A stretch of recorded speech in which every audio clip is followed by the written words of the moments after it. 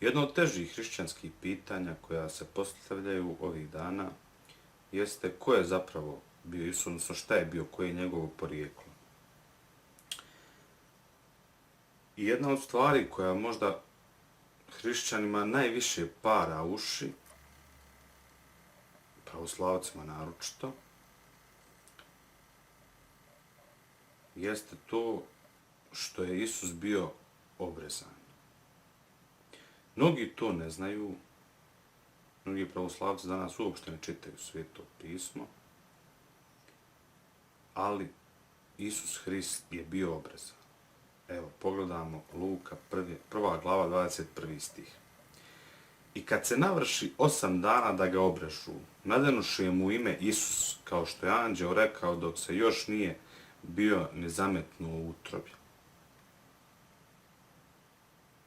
Dakle, poslije 8 dana, upravo kako je rečeno u Starom Zavjetu, da se obrezanje vrši djetetu poslije 8 dana. Poslije su to medicinski dokazali da je zapravo najbolje obrezanje kod mladog djeteta izvršiti 8 dana poslije rođenja. Iz kog razloga? 8. dana poslije rođenja se krv najbolje gruša i najmanja su iskrvavljenja. To je sa medicinske strane. I sad će neki reći opet, to rade druge vjere, to nisu. Ko nije gledao video kojim su se bavili ko je zapravo Isus, odnosno iz kojeg je naroda došao i ko je on bio po svom rodoslovu. Svemu neka pogleda video apostoli hrišćani. Ali vidimo da iz samog Luke, odnosno saznajemo da je Isus bio obrezan. Još jedna stvar, odnosno još jedan dokaz koji pokazuje da je Isus Hrist bio obrezan, jeste, evo recimo, kada otvorimo pravoslavni kalendar.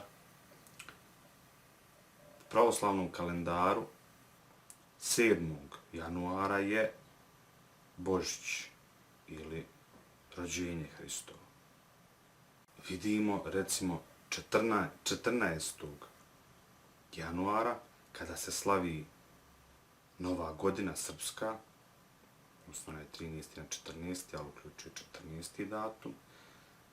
Evo vidimo šta piše. Dakle, januar, obrezanje Gospoda Isusa Hrista.